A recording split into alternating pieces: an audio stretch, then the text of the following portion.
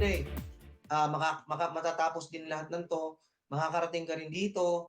Makarating ang asawang si Joan sa Canada. Yan daw ang pangarap ni Rafael Tan, isang Filipino temporary resident sa New Brunswick. Nais maging permanent resident sa bansa ang aplikasyon ng mag-asawa na iipit ngayon dahil sa kalagayan ni Joan na merong kidney disease at kasalukuyang nasa Pilipinas. Nasasaktan ako dun sa tuwing nakikita ko siya na umaaray siya, masakit yung likod niya. Parang gusto ko siyang yakapin na katulad nung ginagawa ko nung nasa Middle East kami. Kaso hindi ko magawa yon. Dating nagtatrabaho sa Middle East sina Joan at Rafael. Hakbang daw para sana'y makapagsimula muli sa Canada. Pero nang magkasakit si Joan, pinauwi siya ng kanyang employer sa Qatar. At si Rafael na lamang ang natuloy sa Canada.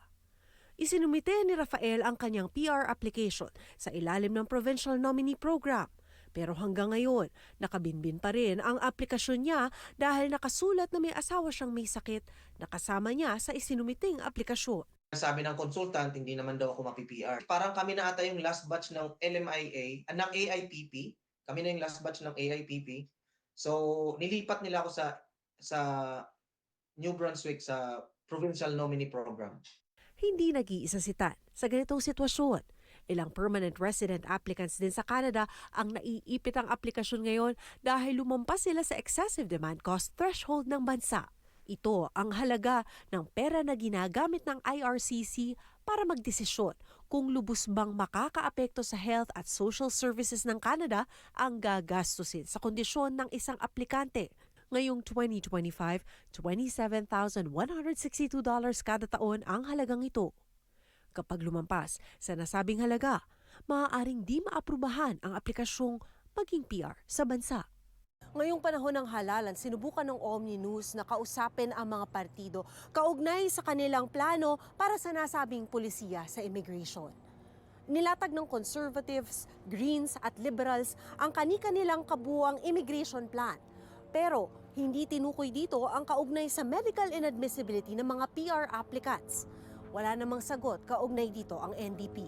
Create siya ng mitigation plan wherein ilalatag niya ano ba yung pwede kong gawin para maibsan yung cost na issue-shoulder ng Canada. They could provide a financial capacity, yung parang proof of financial capacity para mapakita na talagang meron silang pera and we don't need a lot from the government.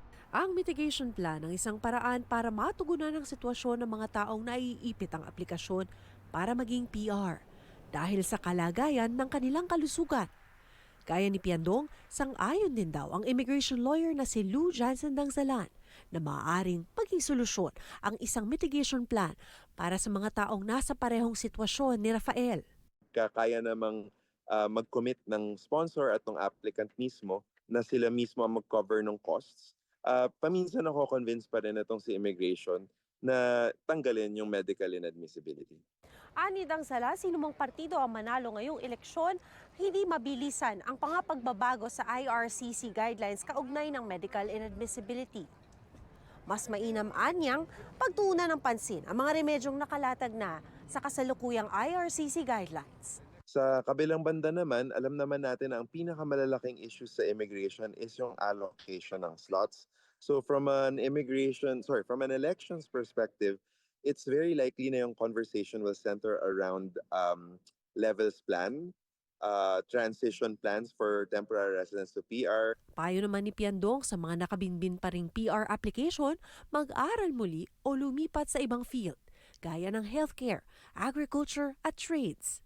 May dagdag puntos din daw sa mga marunong mag-French. If you are working on a humanitarian and compassionate care application or a ground for HNC na tinatawag humanitarian and compassionate care, that could increase the chance na mapa-oo mo si officer because you are working in a priority occupation and so you are helping the Canadian labor market to fulfill the shortage or the gap.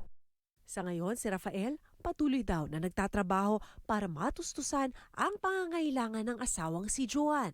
Sakaling hindi niya ito masama sa Canada, pangarap daw niyang makapag-ipon para makapag-kidney transplant ang asawa sa Pilipinas.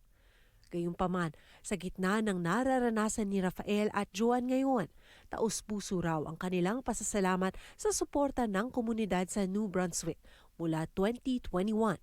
Nagtitipon na upang makatulong makalikom ng pondo para sa pagpapagamot ni Joan. Sila lang ang nagpapalakas sa akin ng loob dahil lagi akong binibigyan ng positive feedback na bakit pa ako alis? Dito lang ako, manatili lang ako dito sa Canada. Merong future para sa'yo dito. Ngayong halalan, isa lang ang kwento ni Rafael sa mga storya ng immigrants dito sa Canada at kung paano apektado ang mga buhay nila ng mga pulisiyang kaugnay dito. Sa ngayon, kumakapit daw si Rafael at Joan sa isa't isa at sa pangarap na balang araw magsasama silang muli sa bansang nais nilang tawaging tahanan. Kasama ang komunidad na walang sawang tumutulong sa kanila. Pat Fernandez, Omni News, Vancouver.